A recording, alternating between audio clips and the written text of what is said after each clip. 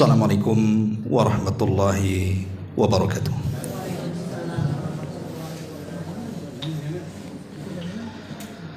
Bihamdillahi wassalatu wassalamu ala rasulillah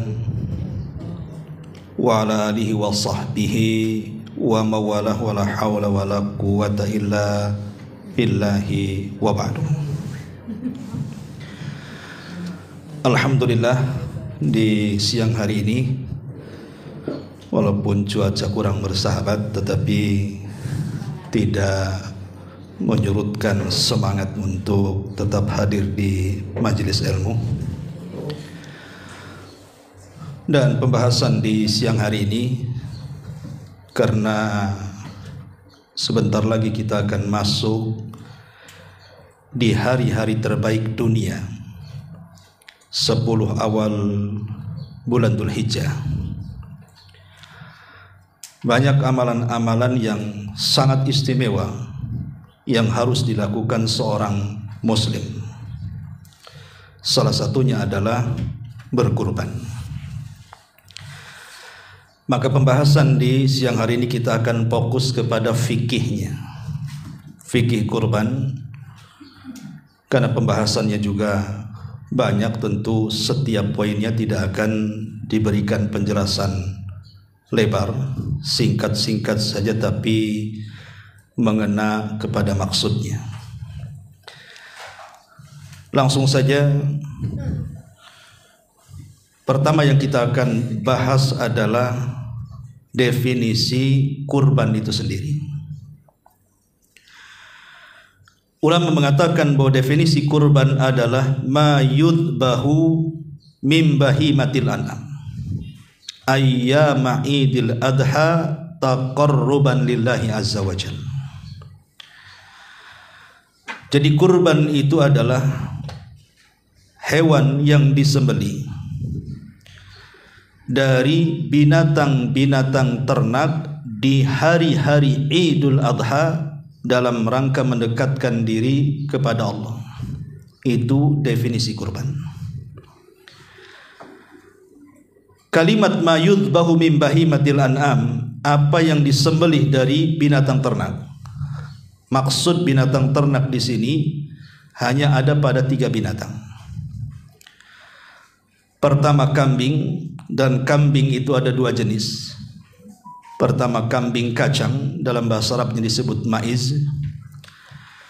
Kemudian yang kedua ada yang disebut dengan domba, bahasa Arabnya disebut adhan. Kemudian yang kedua sapi atau yang sejenisnya seperti kerbau. Dan yang terakhir unta. Jadi 5 binatang ini yang boleh dikorbankan. Pertama domba, yang kedua kambing kacang, yang ketiga sapi, yang keempat kerbau, dan yang terakhir unta. Kapan disembelihnya? Ayyama idil adha, di hari-hari Idul Adha. Kalimat ayyam ini jamak daripada hari-hari.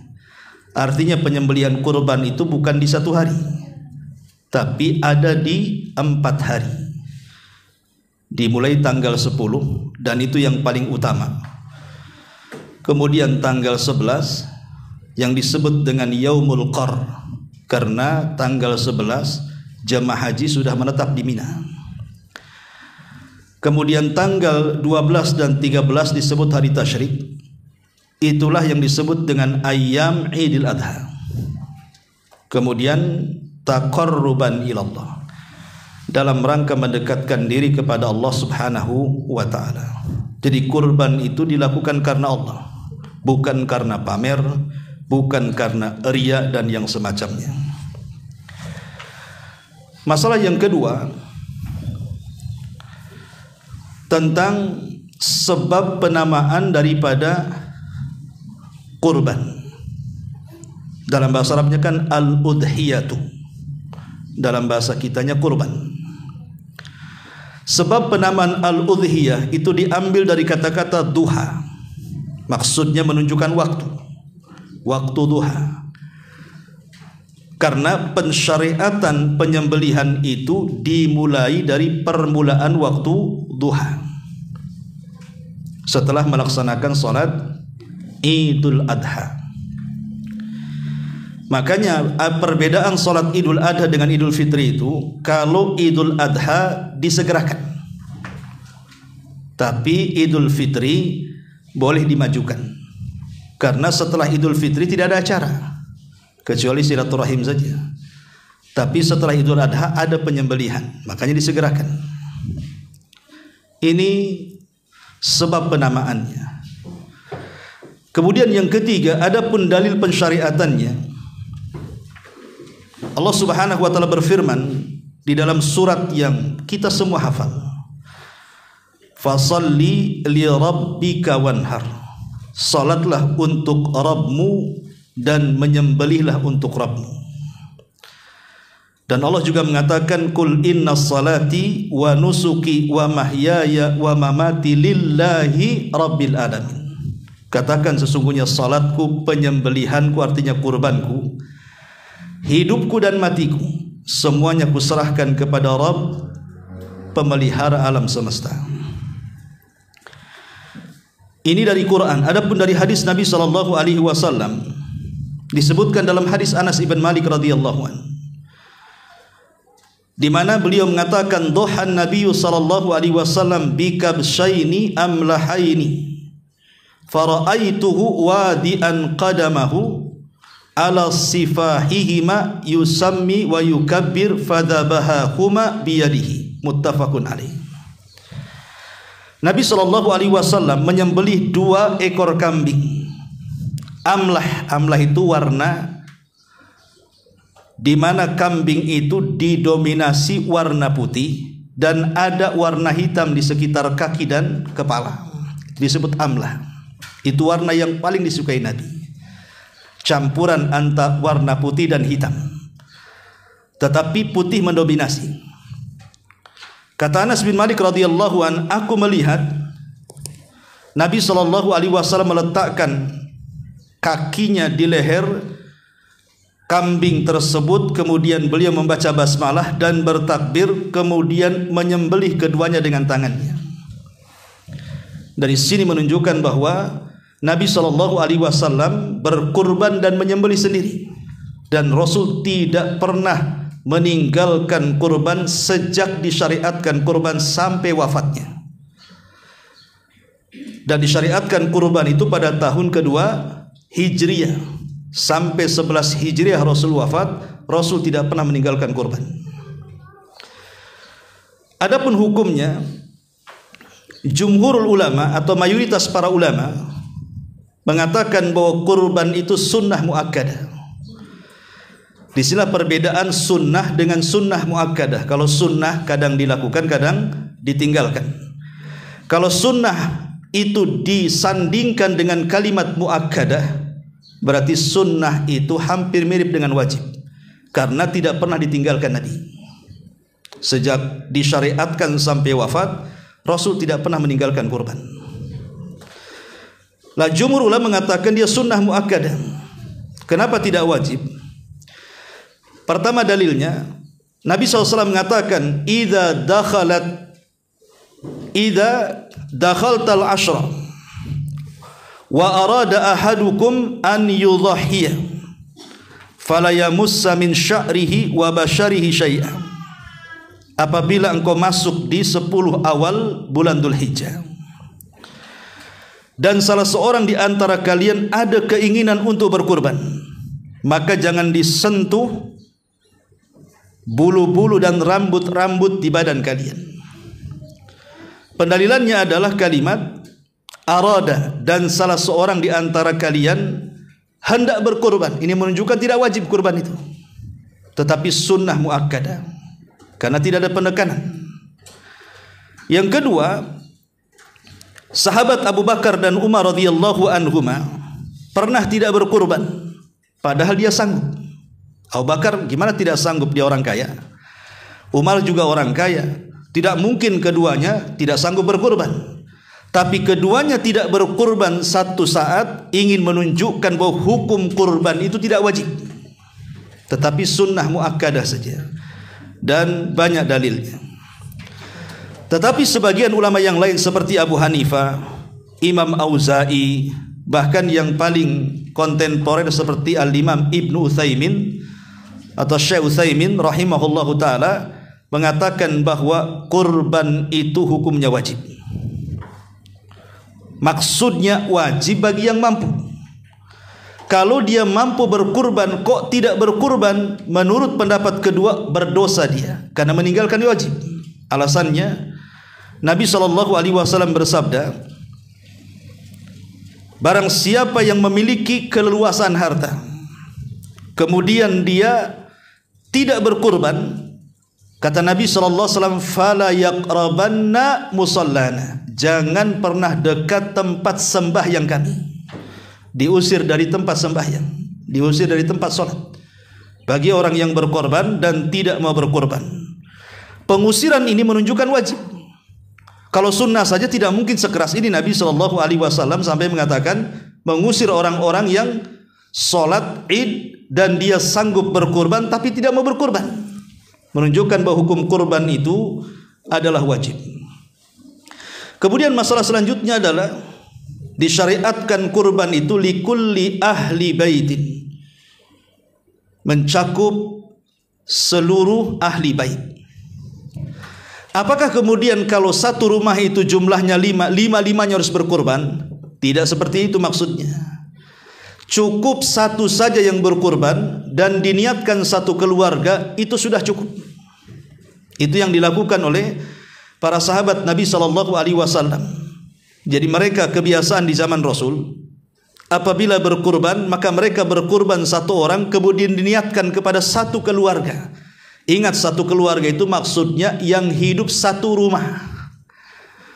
Kalaupun satu keluarga, kalau dia sudah beda rumah karena sudah menikah, akhirnya pindah rumah gitu ya, ataupun belum menikah dia sudah bekerja tapi tidak hidup satu rumah karena sudah punya rumah sendiri, maka itu tidak mencakup itu.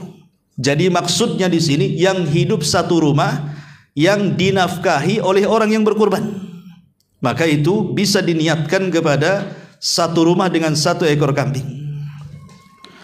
Dan ingat, berserikat dalam pahala itu dibolehkan dalam Islam. Berserikat dalam pahala ya, bukan berserikat dalam kurban. Karena berserikat dalam kurban itu hanya boleh di dua binatang ternak.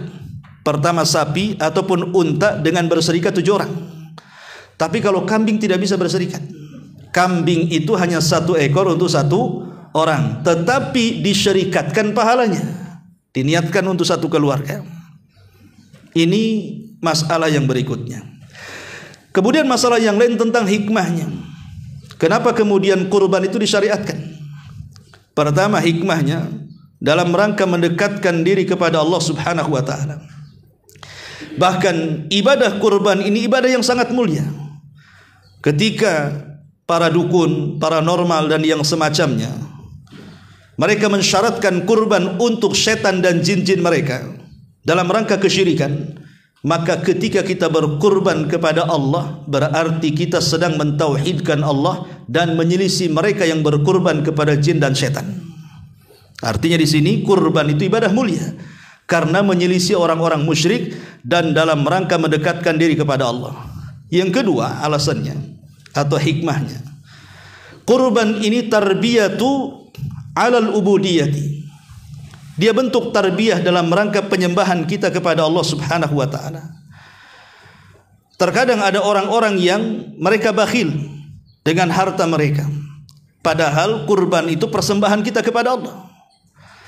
Kalau seseorang memberikan hadiah kepada pejabat, kepada orang-orang yang dicintainya di dunia, terkadang bisa saja dia mentraktir makan jutaan mungkin jumlahnya uang yang dikeluarkan.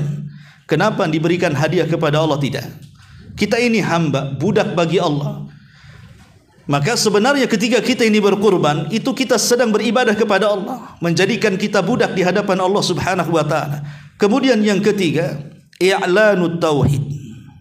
I'lan tauhid, bahwa kurban itu sedang mengiklankan pentauhidan kita kepada Allah Subhanahu wa taala, karena saat menyembelih kita membaca basmalah bismillahi Allahu akbar. Allahumma hadza minni walaka.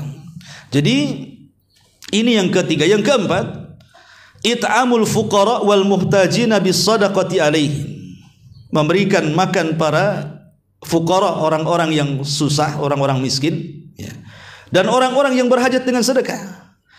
Dan ini bentuk amalan yang paling dicintai Allah Subhanahu wa taala. Karena ketika Nabi SAW bertanya kepada para sahabat, tahukah kalian amalan yang paling dicintai? Sahabat mengatakan tidak tahu. Maka Rasul mengatakan, sururun tudkhiluhu ala qalbil muslim. Kebahagiaan yang kau tanamkan kepada hati seorang muslim. Betapa banyak orang-orang fakir yang boleh jadi 1 tahun dia tidak pernah makan daging, atau mungkin sayang untuk membeli daging. Tapi ketika Idul Adha mereka mendapatkan secara percuma memakan daging itu, karena diberi oleh orang-orang yang berkurban. Dan itu satu kebahagiaan yang luar biasa. Tapi kadang-kadang orang-orang miskin sudah antri pakai kupon, berharap daging, pulang pula bawa usus sama kotoran. Ada yang seperti itu. Atau bawa tulang, dagingnya dah habis. Tulang saja.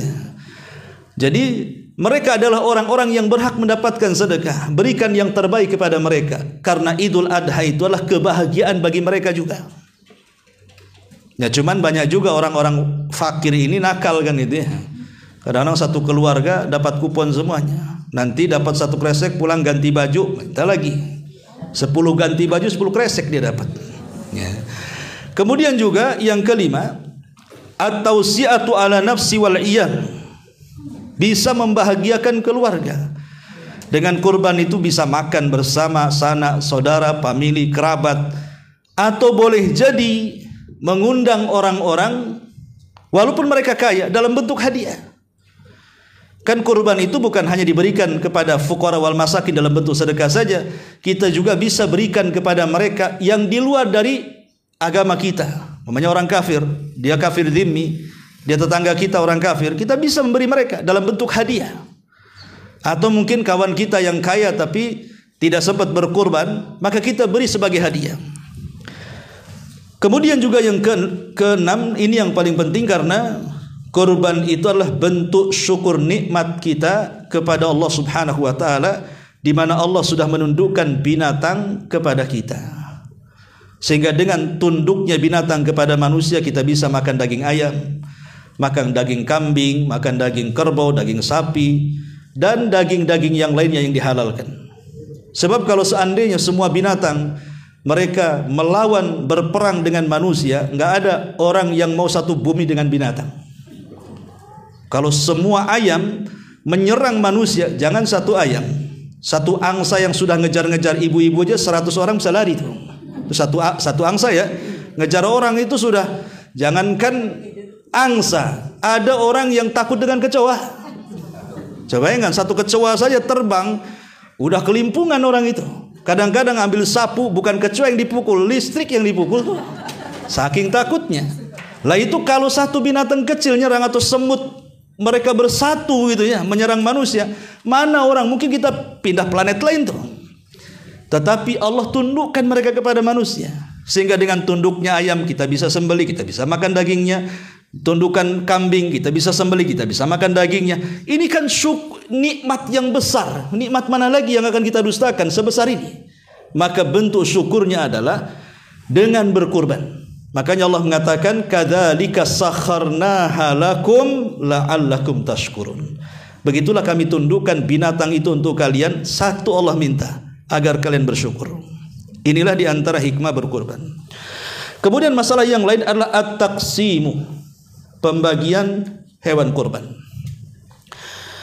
Abdullah ibn Abbas radhiyallahu anhuma mengatakan pembagian hewan kurban itu adalah dengan cara at-taslis. Maksudnya sepertiga untuk yang berkorban, sepertiga dihadiahkan, dan sepertiga disedekahkan.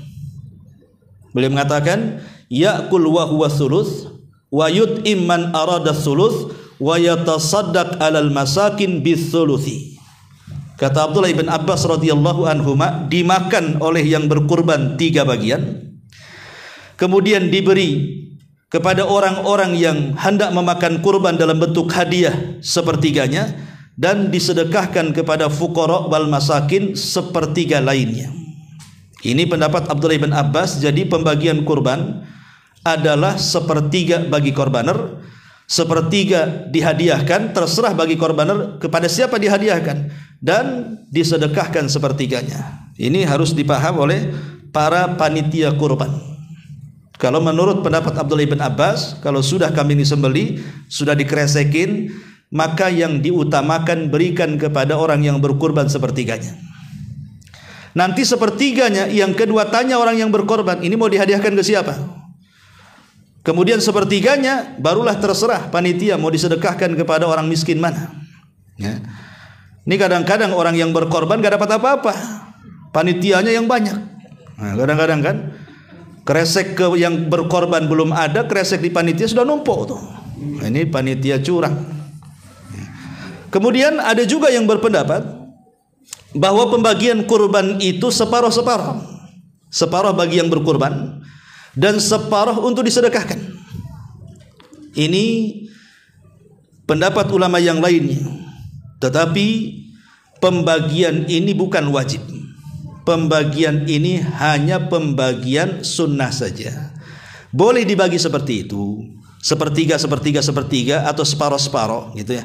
Atau kalau memang orang yang berkorban gak mau dagingnya, tidak masalah, bagikan semuanya. Tapi masalahnya memakan daging kurban itu hukumnya sunnah bagi yang berkorban. Bahkan Al-Imam Ibnu Hazm sampai mengatakan wajib, berdasarkan perintah Allah, kulu wa kulu minha, makan dari hewan kurban itu. Sementara kalimat makanlah itu bentuk perintah, dan dalam usul fikih perintah itu memiliki makna wajib, sehingga pendalilannya makan daging kurban bagi yang kurban itu wajib.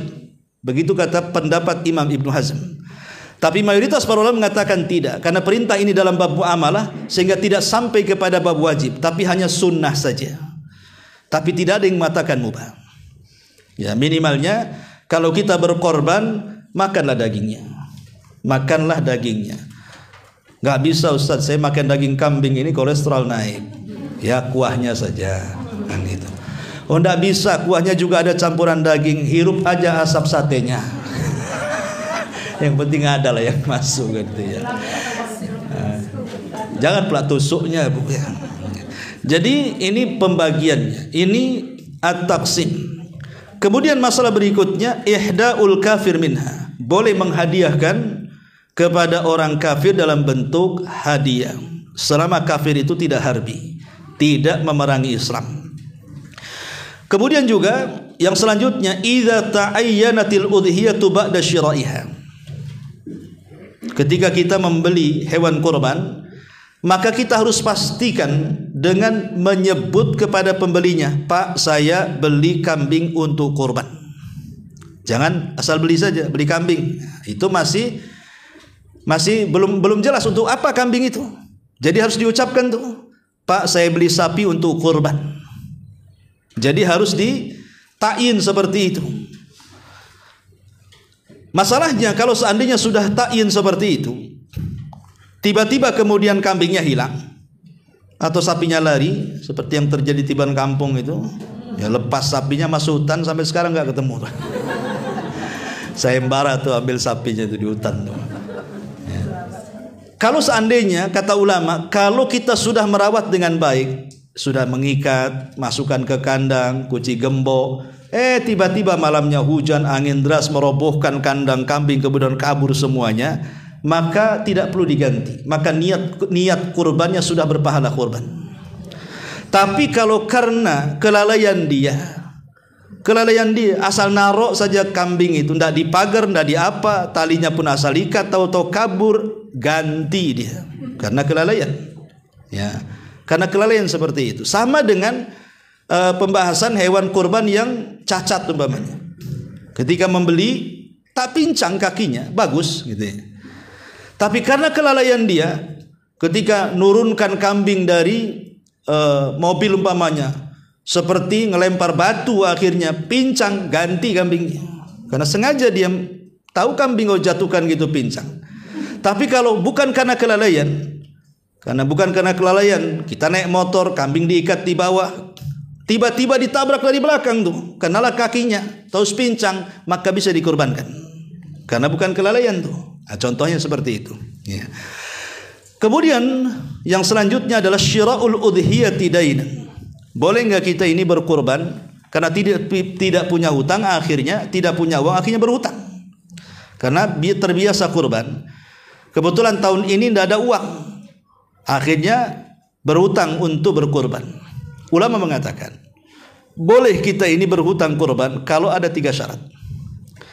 Pertama, ada niat bayar.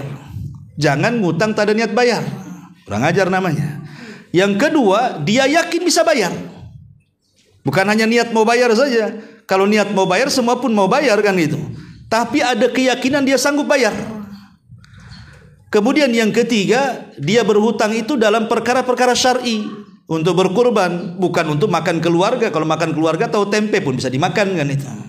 Jadi perkara syar'i ini 3 syarat. Ya. Tapi masalahnya, kalau seandainya saya punya uang, anggaplah 5 juta. Satu sisi saya juga punya utang 5 juta sama si Anu.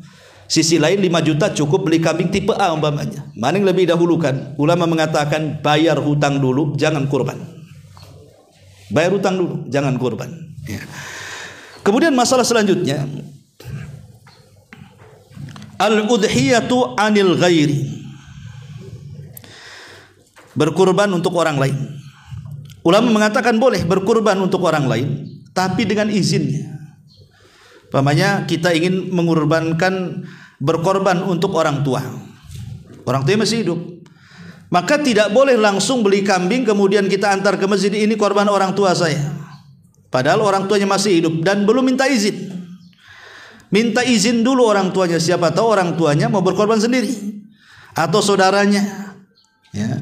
Maka tidak mengapa sebenarnya kita ini, umpamanya kita punya kambing 5. Saya serahkanlah ke tetangga 1, nggak ada masalah sebenarnya. Tetapi harus minta izin dulu. Ya, izin itulah yang penting karena kurban itu kan dia ibadah yang sifatnya dzatiyah. Artinya 1 kambing 1 orang. Tidak bisa berserikat secara zat kecuali dengan izinnya. Nah, ini diantara masalah yang berikutnya. Masalah berikutnya tentang mustahabbatul udhiyah. Apa yang disunnahkan dari binatang kurban itu? Yang pertama, afdaluha asmanuha. Yang paling afdal adalah yang paling gemuk.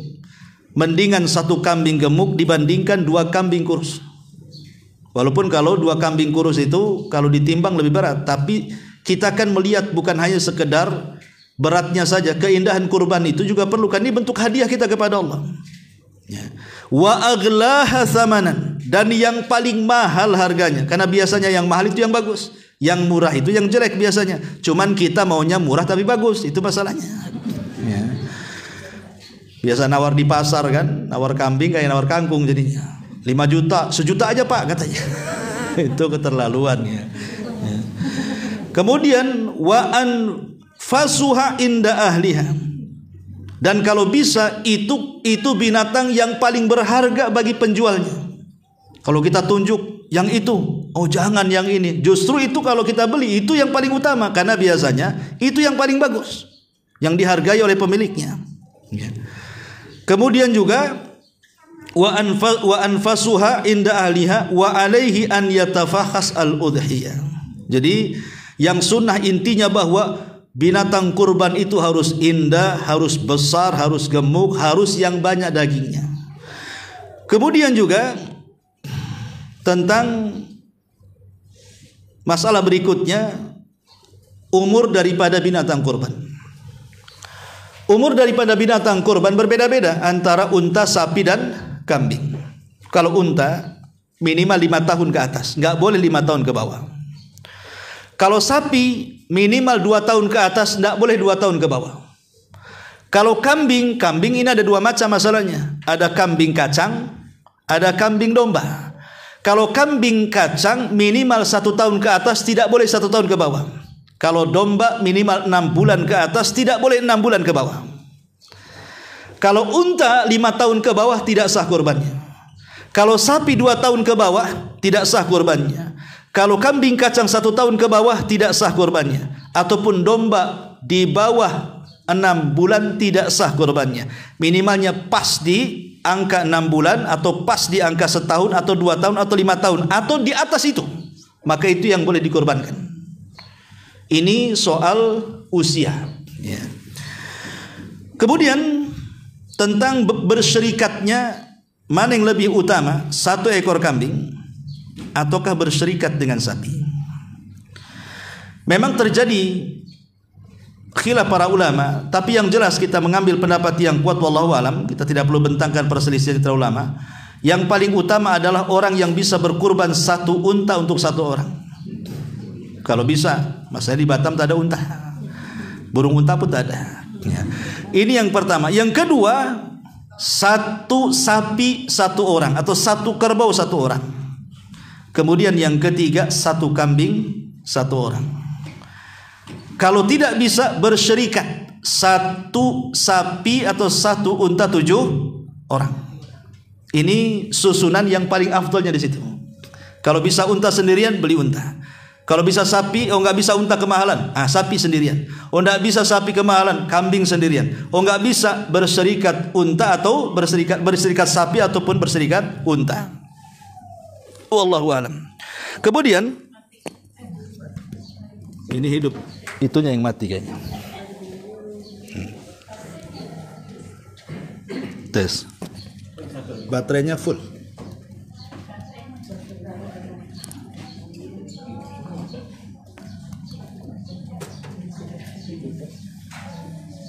Ini full baterainya. Dua-duanya pun mati.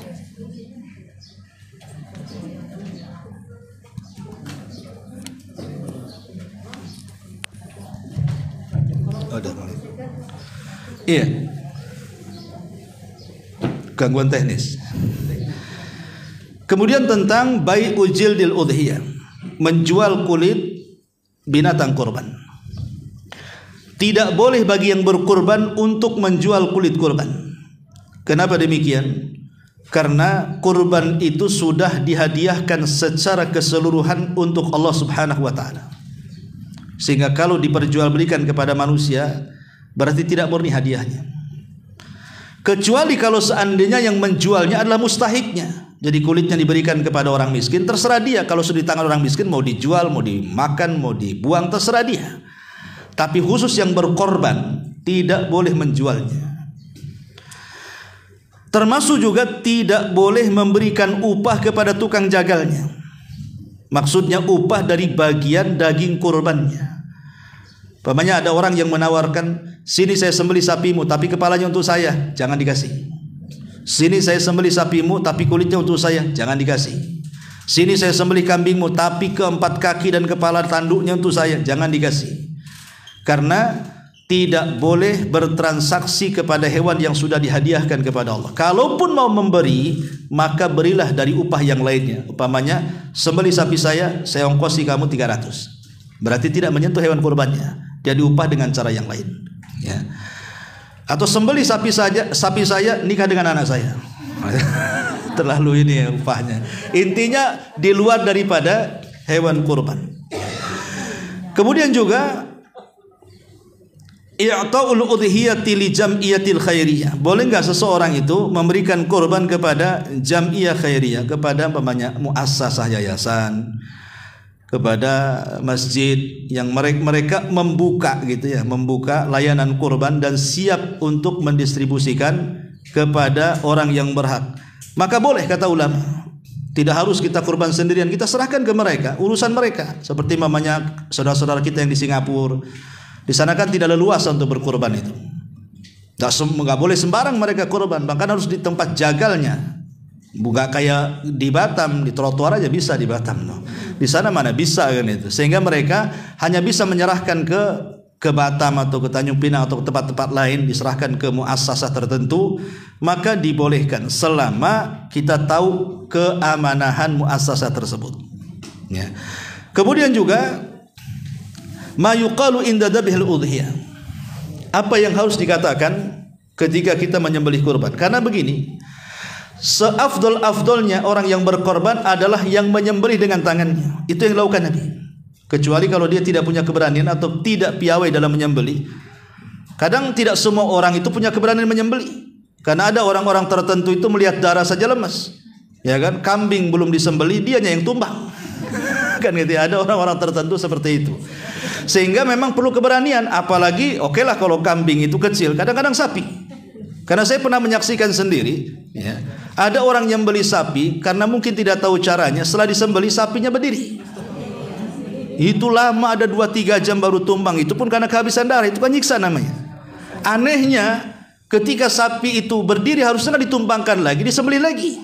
Tapi namanya orang kampung, ada istilah mereka tidak boleh pisau itu 2 kali goresan kecuali masih nempel di leher. Kalau sudah keluar dari leher tidak boleh sembelih lagi katanya. Ini kan menyiksa karena kejahilan tuh. Padahal sebenarnya lebih menyiksa seperti itu harusnya kan disembelih lagi supaya dia mati.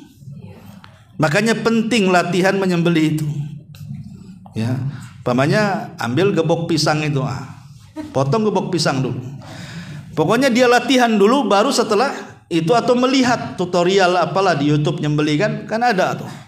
Ya. Jadi yang paling afdol itu yang menyembelih dengan tangannya. Kalau tidak sanggup bisa diwakilkan kepada orang lain. Seperti Nabi SAW menyembelih dengan tangannya 70 unta. Kemudian yang 30 diserahkan kepada Ali radhiyallahu anhu. Ya, Rasul pernah berkurban itu 100 ekor unta. Dan belum ada sejarahnya orang kaya berkurban sampai 100 ekor unta. 100 ekor kambing aja saya belum dengar. Ya. Sehebat-hebatnya presiden aja nggak sampai 100. Ya kan? Nah, ini Nabi SAW kan luar biasa, pernah berkurban seperti itu. Lah, adapun bacaan saat menyembelih, maka berdasarkan hadis Nabi SAW, maka bacaan yang dibaca adalah pertama tasmiyah, membaca basmalah, itu sudah jelas. Kemudian bertakbir, karena memang kita disunahkan bertakbir di 10 awal bulan Dzulhijjah. Kemudian kita persembahkan kurban ini kepada Allah dengan mengatakan Allahumma hadza anni wa an ahli baiti. Ya Allah, ini kurban dariku dan kuniatkan bagi seluruh keluargaku. Kalau menyembelih sendiri, tapi kalau mewakilkan penyembelihan, jangan ini kurbanku, ini kan kurban orang. Nah, jadi sebutkan siapa yang berkurban, bilang saja Allahumma hadza an siapa, kan itu ya. Oh an Pak Edi gitu. Wa an ahli baitihi, dan untuk keluarga Pak Edi. Nah, contohnya seperti itu. Kalau dia jadi wakil penyembelihan. Tapi kalau dia yang menyembelih, ya ini korban untuk saya dan untuk keluarga saya. Allahumma hadza anni wa an ahli baiti. Kemudian bagaimana kalau seandainya terkumpul antara kurban dengan akikah? Saya belum akikah, atau anak saya belum akikah. Kemudian berkaitan dengan Idul Adha pula, ulama mengatakan tidak bisa digabungkan antara kurban dengan akikah, kecuali kalau memang kita mampu membeli kambing banyak.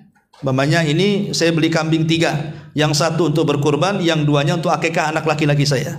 Atau beli kambing 2, yang 1 untuk berkurban, yang 1-nya untuk akikah anak perempuan saya. Itu tidak ada masalah kalau memang dipisahkan. Yang jadi masalah adalah 1 kambing 2 niat, itu yang jadi masalah. Ya, 1 kambing tapi di satu sisi niat kurban, di sisi lain niat akikah. Tetapi ulama membolehkan dalam satu kondisi, 1 kambing untuk akikah dan udhiyah ketika kelahirannya bertepatan 7 harinya pada tanggal 10 Dzulhijjah. Umpamanya anak kita lahir tanggal 3, otomatis hari ke-7-nya kan tanggal 10 tuh. Ya. Lah tanggal 10 itu hari ke-7, berarti dikeluarkan akikah. Di satu sisi itu pula hari Idul Adha. Maka dalam kondisi seperti ini wallahu alam dibolehkan 1 kambing untuk akikah dan udhiyah. Tapi kalau tidak bertepatan seperti ini, maka tidak boleh, karena beda maksudnya. Akikah untuk penyembelihan anak, sementara kurban itu dalam rangka mendekatkan diri kita kepada Allah Subhanahu wa ta'ala. Ya. Tetapi kalau harus memilih nih, ini kita masuk tanggal 10 harus memilih, maka pilihlah kurban, akhirkan akikah. Kalau harus memilih ya. Karena bagaimanapun berkurban pada waktunya lebih baik dibandingkan ibadah sedekah yang semisal kurban di waktu orang berkurban. Pamannya ini kita punya uang 3 juta, dapatnya di 10 akhir Ramadan, di 10 awal bulan Dzulhijjah, maka sebaiknya berkurban dibandingkan disedekahkan ke yang lainnya. Karena memang itu waktu-waktu kesempatan kurban. Kalau tidak, kapan lagi berkurban? Nunggu tahun depan lagi. Tapi kalau sedekah masjid, sedekah anak yatim kan setelah kurban pun bisa. Dan itu kan waktunya menjulang 1 tahun, kapan bulan, kapan hari pun bisa. Ya, ini yang selanjutnya. Kemudian masalah selanjutnya adalah di antara masalah kurban, berkurban untuk orang yang meninggal. Berkurban untuk orang yang meninggal. Berkurban untuk orang yang meninggal ini ada banyak jenisnya. Pertama, sebelum meninggal dia berwasiat. Nah, kalau saya meninggal tahun ini kurbankan. Maka melaksanakan wasiat kurban tidak ada masalah, karena sebelum meninggal dia berwasiat. Yang kedua, atau bernazar. Maka kalau bernazar sebelum meninggal, maka kita boleh melaksanakan nazarnya. Kemudian yang ketiga, dia tidak wasiat, dia tidak nazar, tapi saya ingin berkurban untuk ibu saya yang meninggal, untuk bapak saya yang sudah meninggal, untuk suami saya, untuk istri saya, untuk anak saya yang sudah meninggal. Maka ini ada 2 kondisi. Kondisi yang pertama, mensyarikatkan pahala kurban. Jadi mensyarikatkan orang mati dengan orang hidup, itu boleh. Contoh, saya berkurban 1 kambing. Kemudian saya katakan, ya Allah, ini kurbanku dan kurban keluargaku, baik yang hidup ataupun yang meninggal. Boleh. Itu namanya mensyarikatkan orang mati ke orang hidup. Ya. Tapi kalau tidak disyarikatkan, memang dia beli kambing, ketika disembelih, ya Allah, ini kurban ibu saya yang sudah meninggal. Padahal ibunya tidak berwasiat, ibunya tidak bernazar dan tidak bersyarikat. Memang dihususkan, ini jadi khilaf ulama. Ada yang membolehkan dalam bentuk sedekah dan ada yang melarang. Karena tidak ada contohnya yang seperti ini. Nabi SAW hidup, Khadijah sudah meninggal. Rasul tidak pernah berkurban untuk Khadijah secara khusus, gitu maksudnya ya. Kemudian anak-anak Rasul pun meninggal sebelum Rasul meninggal, kecuali Fatimah.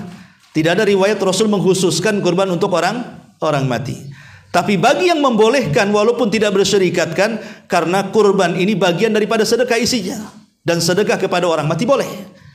Ya, tetapi intinya selamatnya kalau memang mau melibatkan kurban untuk orang mati, maka syarikatkan saja orang mati dengan orang hidup. Itu selamatnya supaya keluar dari perselisihan ulama. Ini kurban saya untuk istri saya, untuk anak saya yang masih hidup, plus ibu dan bapak saya untuk yang sudah meninggal. Itu boleh diserikatkan seperti itu. Ya. Wallahu a'lam. Kemudian di antara masalah selanjutnya adalah bai'ul udhiyati, menjual daging kurban atau menghibahkannya. Tidak boleh menjual daging kurban dan menghibahkannya bagi orang yang berkurban. Tapi kalau bagi orang yang mustahik dengan hewan kurban, pamannya saya dapat bagian, antum kurban, saya dapat bagian, terserah, saya mau jual kemana saja. Tapi bagi orang yang berkurban dilarang menjual. Tanduk-tanduknya pun tidak boleh dijual. Ini diantara hukum jual beli. Kemudian mayuzyu minal adhahi, apa yang boleh dari hewan kurban itu untuk dikurbankan. Kita tahu bahwa ada 4 cacat yang tidak boleh seseorang itu untuk mengurbankan hewan kurban. Kalau nekat tidak sah hewan kurbannya. 4 cacat berdasarkan hadis Nabi SAW. La tajuzu al-adhahi fi arba'ati al-uyub. Tidak boleh seseorang itu berkurban kalau dalam hewan kurban itu ada 4 cacat. 1, ya, al-awra al-bayyin awaruha, wal maradu al-bayyin maraduha, ya. Kemudian wal arja al-bayyin dal'uha. Kemudian yang terakhir lupa saya. Intinya bahwa yang pertama tidak boleh buta sebelah. Ustaz kan yang dilarang buta sebelah. Kambing saya buta dua-duanya, berarti boleh. Yang buta sebelah aja tak boleh, apalagi buta dua-duanya. Gimana ceritanya? Ya. Kemudian yang kedua, sakitnya jelas. Mungkin kambingnya banyak pikiran murung aja, nggak mau makan gitu ya, sakit dia, nggak mau makan, sariawan atau apa ya, stres mungkin. Kemudian yang ketiga, pincang dengan pincang yang jelas. Bukan karena kegemukan, memang pincang. Kan kambing itu tidak bisa jalan karena dua. Pertama karena gemuk, orang gemuk kan susah jalan tuh. Atau karena pincang, yang dilarang itu pincang. Dan pincangnya jelas. Atau yang keempat, dia terlampau sepuh, sudah tua, sudah nenek-nenek, kakek-kakek. Sehingga sum-sumnya sudah hilang, sudah nggak bersum-sum lagi. Nah, al-ajfa namanya ya. Jadi ini 4 cacat tak boleh. Makanya saya sarankan kalau beli kambing perhatikan 4 perkara ini. Beli kambing pandang kedua matanya. Ya, tengok dua matanya. Mata kita mandang kedua mata kambing. Takutnya buta, Bu. Ya. Perhatikan kedua bola matanya. Ini yang pertama kalau beli kambing nih. Ya. Jangan terlalu lama jatuh cinta pula nanti. Pandang saja, takut dia buta sebelah atau buta dua-duanya. Yang kedua, suruh jalan kambingnya. Suruh jalan, dorong-dorong. Ya. Kalau lincah jalannya, beli. Berarti tak pincang tuh. Ya. Kemudian yang ketiga, kasih makan. Kasih makan, mau makan nggak? Kalau makannya kenceng berarti sehat. Ya. Kemudian lihat, tanya berapa usianya. Kalau usia seabad jangan dibeli. Ya. Artinya cari kambing yang muda. Yang tidak terlalu tua ya tidak terlalu kecil, intinya di atas usia setahun lah. Kalau seandainya 2 tahun idealnya, biasanya kambing bagus itu 2 tahun idealnya, itu yang gemuk-gemuk tuh ya. Ini di antara 4 cacat tak boleh. Kalau yang cacatnya lebih tinggi daripada ini, makin tak boleh. Pamannya kambingnya dimakan serigala, habis 2 kaki tapi masih hidup ya. Nah, makin tak boleh. Yang pincang aja nggak boleh, hilang pula kakinya ya. Jadi tapi kalau di bawah itu maka sah tapi makruh. Contoh umpamanya telinganya sobek, ya, itu dibolehkan telinga sobek atau ekornya putus. Nah, itu kan di bawah itu tuh. Maka yang seperti itu sah tetapi makruh. Intinya kalau cacatnya di atas 4 cacat ini haram. Kalau cacatnya di bawah ini sah tapi makruh. Nah, gitu intinya. Ya. Kemudian di antara syarat-syaratnya. Syarat-syarat orang yang berkurban. Pertama, an yakuna sahibuha qadiran ala thamaniha. Dia sanggup untuk membeli. Yang kedua, an takuna min bahimatil an'am. Dia harus mencari hewan kurban itu dari binatang ternak yang sudah saya sebutkan. Kemudian yang ketiga, an takuna khaliyatan minal uyub. Harus tidak boleh ada cacat yang saya sebutkan tadi. Kemudian yang keempat, antakuna fil waqtil muhaddada syar'an. Waktu penyembelihannya ditentukan. Jangan karena ingin makan daging sebelum subuh dan sembelih. Ya, itu bukan kurban namanya. Itu ya kambing biasa karena ingin makan daging, tapi disembelih setelah salat Id, baru itu dikatakan kurban. Maka siapa yang menyembelih sebelum waktunya, ganti itu hewan kurbannya. Ya. Kemudian juga di antara masalah kurban berikutnya, zaman dzabhul udhiyah. Sampai kapan penyembelihan kurban? Tadi saya katakan bahwa penyembelihan kurban itu ada 4 hari. Dimulai daripada tanggal 10 yang disebut dengan Yaumun Nahar. Ingat, Yaumun Nahar itu seafdol-afdolnya hari di dunia. Hari penyembelihan bertepatan dengan Idul Adha tanggal 10. Itu penyembelihan yang paling bagus, maka disebut Yaumun Nahar. Kalau tidak bisa di tanggal 10, bisa di tanggal 11, disebut dengan Yaumul Qor. Qor itu artinya menetap, karena jemaah haji menetap di Mina mulai tanggal 11 sampai tanggal 12 atau 13. Kalau tidak bisa juga, maka bisa dilakukan pada tanggal 12 dan 13. Lewat tanggal 13 tidak bisa dilakukan karena sudah habis lebarannya. Ya, Idul Adha agak panjang ya, sampai tanggal 13 ya. Ini waktu penyembelihan.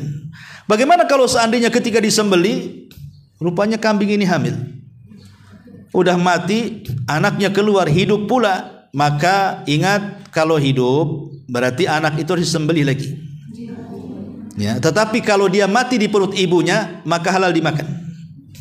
Kalau mati di perut ibunya saat disembelih Ya, jadi ibunya disembeli karena mungkin ada hubung kait dengan anaknya. Daripada nggak punya ibu, aku mati juga lah. Jadi kalau mati dalam perut, maka itu ngikut kepada sembelihan ibunya. Tapi kalau belum mati, dia hidup keluar, disembelih lagi anaknya. Ya, itu ketentuannya seperti itu. Kemudian juga di antara beberapa perkara yang atau bid'ah atau penyelisihan ketika berkurban. Pertama, berwudu sebelum menyembelih. Tidak ada dalilnya. Berwudu dulu baru menyembelih. Ya. Ataupun kemudian darahnya harus darah di pisaunya itu harus dioles ke badan si kurban itu. Kan ada yang punya keyakinan habis sembelih nanti pisaunya yang penuh dengan darah harus dilap-lap dengan bulu kurbannya. Maka itu juga tidak ada, kecuali kalau tidak ada niat untuk itu. Tapi sebagian orang meyakini seperti itu. Ya. Ataupun seseorang menguliti sebelum matinya, itu dia masih kejang-kejang dikuliti. Nah, itu jadi syubhat, artinya dia mati karena disembelih atau mati karena dikuliti itu. Nanti jadi syubhat jadi haram jadinya. Dan itu pun menyiksa binatang. Jangankan itu, di zaman Rasul ada sahabat yang menggeret kambing dengan cara paksa. Tidak mau jalan, dipukul pantatnya. Kata Nabi SAW, apakah engkau akan membunuh kambing itu 2 kali? Pertama kau siksa, baru kau sembelih. Maka berbuat baiklah kepada binatang. Jadi Islam itu mengajarkan tetap memberikan rahmat juga, bukan kepada manusia saja, kepada binatang pun memberikan rahmat. Ya. Adapun hal-hal yang makruh saat menyembelih. Pertama, pisau tidak tajam tapi tumpul. Makruh, kasihan binatangnya. Kemudian yang kedua, menyembelih di depan kawannya. Seolah mempertontonkan penyembelihan di hadapan kawannya. Nah, ini juga tidak boleh karena akan menakut-nakuti kambing yang lainnya atau sapi yang lainnya. Ya. Ataupun umpamanya seseorang menyiksa si kambing ini dengan mematahkan kakinya dulu biar supaya tidak ngamuk begitu ya. Maka tidak boleh seseorang mematahkan kakinya sebelum disembelih. Ini enggak boleh dilakukan. Kemudian juga masalah berikutnya adalah menyembelih hewan kurban di malam hari.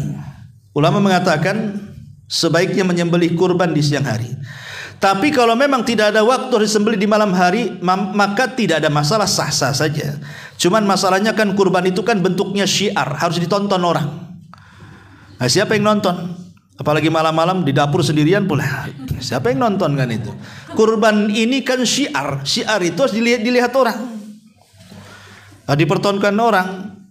Kecuali kalau memang ada madarat. Ustaz, kalau saya nyembeli satu kampung hadir, mana kebagian orang itu nanti? Ya, cukuplah kemudian orang-orang tertentu yang tahu. Yang jelas bahwa jangan sembunyi-sembunyi. Ada ibadah itu yang memang perlu disembunyikan seperti sedekah. Itu perlu disembunyikan. Tapi ada ibadah itu yang perlu orang tahu. Dan itu ujian bagi kita. Apakah kita bisa ikhlas ataukah tidak ikhlas? Ya, berkenan dengan syiar-syiar ini. Kemudian juga tentang mana yang lebih afdol, ataupun hal alal musafir udhiyatun, apakah bagi seorang musafir itu boleh berkorban? Pamannya saya jalan-jalan ke Batam, kebetulan pula Idul Adha di sini. Nah, boleh nggak saya ini akhirnya beli kambing di sini, kurban di masjid yang paling dekat dari sini pamannya? Maka ulama berselisih pendapat. Was-sahih anna safar li ghairil hajj la yamna al-udhiyah. Kalau safarnya bukan dalam bentuk haji, maka boleh seseorang itu berkurban. Tapi kalau safarnya dalam bentuk haji tidak boleh, karena sudah ada yang disebut dengan al-hadiyu namanya. Ya, pengganti daripada kurban. Kemudian masalah berikutnya tentang mana yang lebih afdal soal warna. Tadi saya sudah katakan ketika mendefinisikan apa itu kurban, Rasul suka dengan warna amlah. Ya tentu ini pada kambing, bukan pada sapi atau unta ya, amlah itu. Maksudnya adalah sawadun wa bayadun. Wal bayad aktsar. Maksudnya amlah itu warna yang disukai Nabi adalah 2 warna. Satu kambing 2 warna, hitam putih. Tetapi putih mendominasi hitam. Itu warna yang sangat disukai Nabi sallallahu alaihi wasallam. Kemudian berikutnya menyimpan daging kurban. Dahulu di zaman Rasul, daging kurban itu harus habis selama 3 hari. Tidak boleh lebih dari 3 hari. Ya wajar karena di zaman itu belum ada kulkas. Ya, tetapi kemudian dengan perkembangan zaman, apalagi sebagian orang cerdas akhirnya dijadikan dendeng dengan cara dijemur, maka pelarangan memakan lebih daripada 3 hari dimansuh hukumnya. Maksudnya dihapus hukumnya, sehingga boleh seseorang itu menyimpan hewan kurban selama masih bisa dimakan. Bahkan ada sebagian ikhwan tuh ngomong, di kulkasnya masih banyak Ustaz daging tahun kemarin katanya. Sampai hari ini belum habis katanya. Istri tak suka kambing, ya. Karena tak suka, tak mau masak kambing. Saya pula suka kambing, tak bisa masak katanya. Akhirnya ditaruh aja di freezer katanya. Ya kalau nggak dimakan kasihlah tetangganya. Kenapa harus ditaruh di freezer terus? Ini diantara boleh menyimpan, boleh ya menyimpan. Ya. Kemudian juga boleh nggak seseorang itu naklul udhiyati ila ghairi baladi sahibi, memindahkan daging kurban ke tempat yang lain. Sembelihnya di Batam, dagingnya dikirim ke Tanjung Pinang, Tanjung Uban, kemana gitu ya. Boleh nggak memindahkan? Maka dijelaskan al aslu alla tungqal. Asalnya tidak boleh dipindah ke daerah lain, tetapi dibagikan di daerah yang dia menyembelih kurban di situ. Kenapa? Karena intinya syiar, dan syiar itu dirasakan orang sekitar. Kalau seandainya dipindahkan, orang sekitar tidak mendapatkan syiarnya, ya, maka sebaiknya tidak dipindah. Karena di tempat lain pun ada kurban. Kecuali kalau umpamanya di tempat lain ada kena musibah, umpamanya di Batam aman, di Tanjung Pinang ada gempa, ada apa, akhirnya sedikit yang kurban. Itu lain dalam kondisi darurat atau ada kebutuhan kan. Kalau di sana aman, di sini banyak kurban, di sana banyak kurban, lah masing-masing orang untuk sekitarnya lah. Tidak perlu dipindahkan ke tempat-tempat yang lainnya. Ini juga diantaranya. Kemudian idza ishtara udhiyah falyajuju tabdiluha bi afdal minha. Kalau seandainya kita sudah mentakyin beli kambing, Pak saya beli kambing, ya berapa? 3 juta dibeli. Rupanya ada orang yang bayar utang, anggaplah dapat 5 juta juga. Boleh nggak kita ganti yang lebih baik? Nah, kita kembalikanlah, tukar balik lagi. Maka ulama mengatakan boleh kalau seandainya ditukar dengan yang lebih baik, walaupun dia sudah mentakyin ini kurban, tapi jangan diganti dengan yang lebih jelek. Ya. Sudah umpamanya dia sudah beli sapi, mikir aduh utang belum dibayar nih, jadi kambing lah. Nah, gitu ya. Nah, itu kan masalah tuh. Kok sapi jadi kambing, kan nampak kali. Kecuali kalau dari domba ke kambing kacang itu. Nah, ini kan enggak. Ini kalau dari sapi turun drastis itu pangkatnya. Lah ini yang seperti tak boleh. Tapi kalau lebih maka dibolehkan. Karena inti kurban itu adalah manfaat dagingnya yang luar biasa. Cuman perselisihan para ulama itu ketika membahas tentang mana yang lebih afdal, kambing ataukah sapi. Ya. Kambing ataukah sapi? Karena kita lihat bahwa Nabi SAW itu kebanyakan kurbannya setiap tahun dari mulai disyariatkan sampai wafat itu kambing semua. Kecuali ketika hadiu 100 ekor unta. Tapi setiap tahunnya Rasul tidak pernah pakai sapi. Kambing sampai meninggal. Dari sini kata para ulama bahwa hewan, sebagian ulama mengatakan bahwa kambing lebih afdal dibandingkan yang lainnya. Karena ketika Ibrahim menyembelih Ismail pun Allah ganti bukan seekor unta ataupun sapi, tapi seekor kambing. Kemudian ketika Habil berkurban juga bukan sapi bukan unta tapi kambing. Jadi sejak zaman dulu, sejak zaman Adam, Ibrahim sampai Rasul itu pakai kambing. Sehingga sebagian orang mengatakan kambing afdal dibandingkan yang lainnya. Tapi sebagian orang mengatakan tidak, yang afdal itu yang banyak dagingnya. Yang afdal itu yang banyak dagingnya. Kalau seandainya 1 ekor kambing dengan berserikat satu sapi 7 orang, tetapi kenyataannya lebih banyak daging sapi secara timbangan dibandingkan 1 orang 1 kambing. Pamannya kalau 7 orang 1 sapi, sapinya lemosen yang gede gitu. Setelah ditimbang, lupanya sampai 50 kilo per orangnya. Sementara kambing setelah disembeli rupanya cuma 20 kilo saja. Ya mendingan yang banyak gitu maksudnya. Ada juga berpendapat seperti itu. Jadi bukan masalah kambing sapinya, tetapi yang banyak dagingnya. Karena kalau banyak dagingnya manfaatnya lebih banyak. Ya, sedekahnya lebih sampai. Tapi ini kan masalah khilaf para ulama tentang masalah ini. Ya. Wallahu alam, inilah diantara masail-masail atau masalah-masalah seputar kurban. Baik, untuk membentangkan masalah ini kita buat katanya jawab saja. Silakan. Ya. Kalau memang kita ada jatah buat kita yang tadi sepertiga itu boleh kita dari misalnya kita pernah di Bandung kita bawa ke Batam. Yang sepertiga punya kita. Boleh, tidak ada masalah. Ya kalau memang mau dibawa, kalau memang punya kita mau dibawa kemana aja nggak masalah. Karena sudah hak kita kan namanya kan. Hak kita sendiri mau dimakan di sana, mau dibawa ke sana kemari terserah, asal bukan hak orang yang ada di sekitar. Sekarang kalau kita nyembeli di sini, masyarakat sudah mandang dalam hatinya kapan saya dapat kresek, rupanya kreseknya pindah ke tempat lain, apa nggak sakit hati dia? Ya udah kebayang tuh kreseknya, malah nggak dapat kreseknya. Jadi syiarnya ndak ada di situ. Boleh kalau memang hak sendiri. Ya sama juga ketika boleh nggak sebenarnya panitia itu memasak masakan kurban gitu ya. Ini polemik.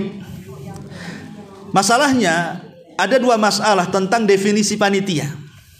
Definisi panitia itu, apakah panitia itu definisinya adalah taukil, dia wakil dari korbaner, ataukah panitia ini dia adalah tukang jagal yang memotong, yang menguliti, yang mencincang gitu ya. Ini permasalahannya di sini. Kalau yang dimaksud panitia itu adalah wakil daripada korbaner, sebenarnya bagi panitia makan daging korban tidak ada masalah. Dia kan wakil. Saya mewakilkan ke masjid ini, ya kemudian di situ tersusun panitia. Ya terserah dia, saya sudah wakilkan sama dia. Dia mau makan di situ, mau masak-masak tidak ada masalah. Tapi ada orang yang berpikir bahwa oh panitia ini masuk kepada bagian jagal. Nah, sementara tidak boleh memberikan upah kepada tukang jagal. Ya, kalau ngasih upah jangan daging kurban, tapi dari yang lain. Nah, gitu maksudnya. Ya, sekarang di situ masalahnya. Ya, tapi kalau saya pribadi kayaknya panitia bukan tukang jagal deh. Panitia itu wakil dari korbaner kan gitu. Panitia ada masalah masa di situ. Ya, bagi yang memahami panitia tukang jagal ya silahkan, berarti tak boleh makan panitia. Ya, kecuali dia minta izin kepada yang berkorban, yang ngirim dagingnya, panitia yang ngomong, boleh nggak bagian sepertiganya sekilonya untuk panitia, harus ngomong begitulah. Atau mungkin diambil dari uang operasional kemudian membeli sendiri, ya membeli sendiri kambing kemudian dimasak sama-sama. Tapi kalau menurut saya pribadi ya, karena panitia itu kayaknya wakil dia, bukan tukang jagal. Tukang jagal kan sendiri dia, tukang sembeli. Kalau wakil berarti ya sudah, nggak masalah makan di situ. Entah ngambil berapa kresek untuk dimakan sama-sama, tidak ada masalah.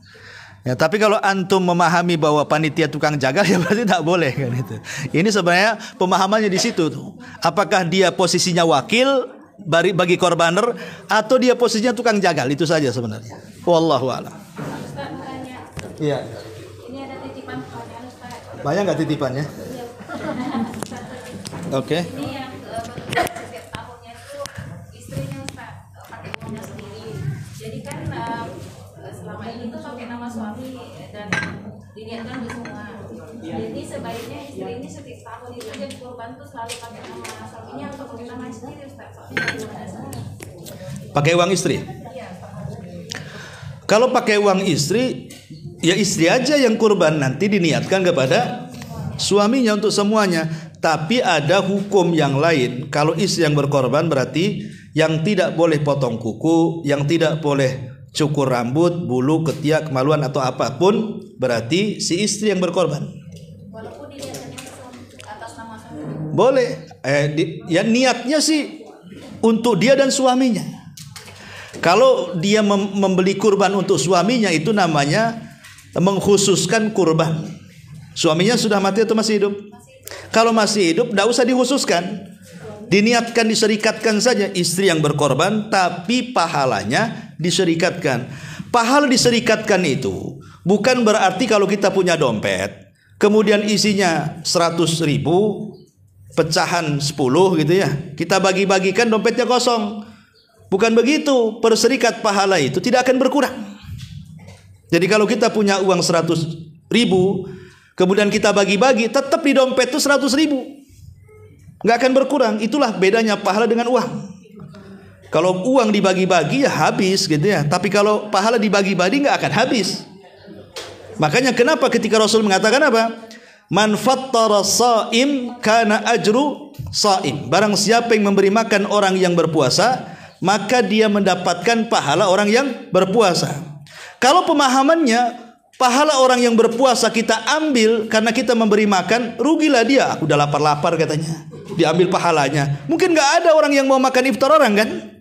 Tapi bahasa Nabi mengatakan apa? Tanpa mengurangi pahala dia sedikit pun.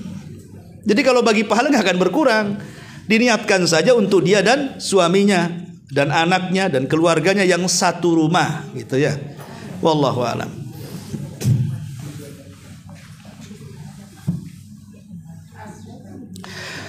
Baik, ini sudah 11:30. Mudah-mudahan bermanfaat. Subhanaka wa bihamdika, asyhadu an la ilaha illa anta, astaghfiruka wa atubu ilaik. Allahu ta'ala.